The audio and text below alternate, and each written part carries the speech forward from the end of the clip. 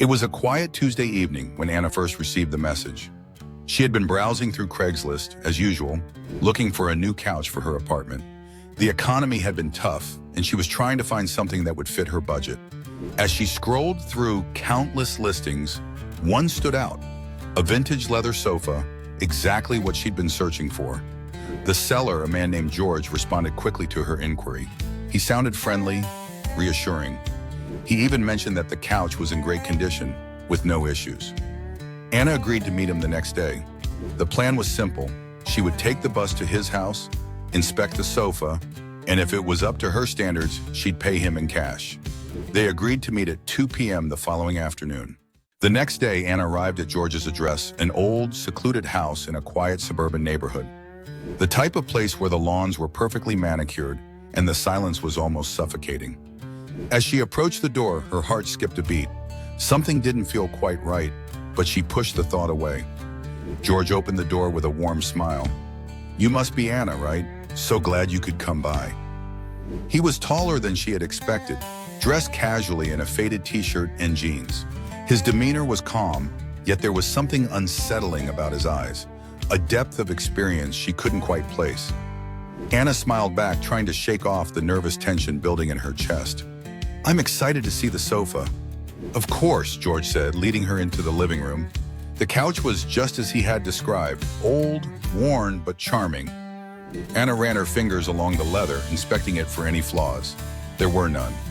She pulled out her wallet, ready to complete the transaction. But as she turned to George to hand him the cash, she noticed something strange, a shift in his posture. His smile faded just slightly, and he was watching her with a curious intensity. "Are you sure you want this couch?" he asked softly, his voice lower than before. Anna froze. There was a hint of something darker in his tone, like a switch had flipped. Her instincts screamed at her to leave, but she fought the urge. "Yes, I'm sure," she replied, forcing herself to sound confident. "You said it was in good condition." George chuckled, a sound that sent a chill down her spine. "I never said it was perfect." Before Anna could respond, George suddenly reached for the couch cushions and yanked them aside, revealing a hidden compartment beneath. Anna's breath caught in her throat. She hadn't expected to see this. An unexpected opening in the couch, one that seemed far too deliberate to be an accident. George's eyes gleamed as he pulled something from the compartment, a thick, rope-like object. "Why don't you sit down, Anna?" he suggested, his voice eerily calm. Anna's heart raced. Her hands shook as she stepped back toward the door. "I think I've seen enough. I'll just take my money back, and I'll leave." But George was quicker than she anticipated. He stepped in front of her, blocking the door. "You're not leaving," he said firmly. Fear flooded Anna's system. This wasn't just a man selling a couch. This was something far darker, and she was standing right in the middle of it. "Let me out!" Anna shouted, trying to push past him. George didn't budge. He only grinned, his lips curling into something cruel. "You're going to be just fine," he said, almost whispering now as though trying to soothe the child. "Just relax."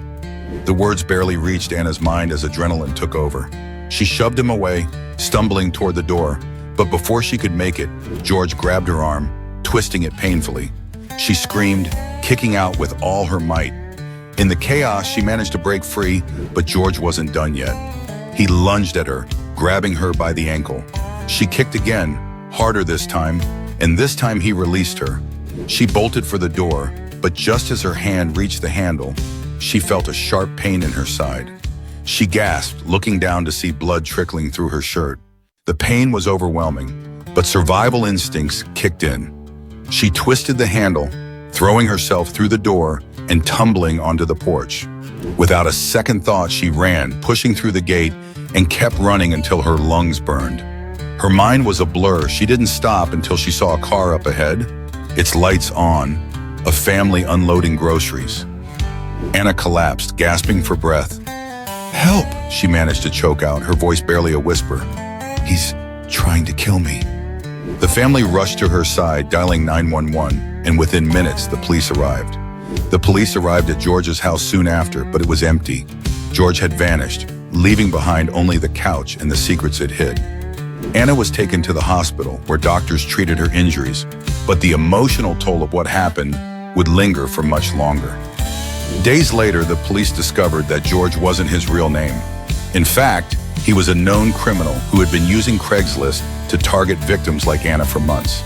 The vintage couch was just a ruse. Each victim was brought to the house under the guise of buying furniture, only to be met with terror. As for Anna, she would never forget the way trust had turned to terror in the span of a single fateful meeting. Weeks after the incident, while Anna was recovering physically, the police made a chilling discovery. Hidden in the sofa's compartment were not just ropes, but photographs. Each photograph depicted someone in distress, in varying states of fear and pain. Each one was a past victim, someone who had trusted George in the same way she had. Anna's image was now among them. Anna never fully recovered from the trauma of that day, but she became an advocate for online safety, speaking out about her experience and urging others to be cautious when meeting strangers. The Craigslist killer was eventually caught, but the memories would haunt Anna forever. Trust can be a dangerous thing when it falls into the wrong hands. Like and subscribe for more.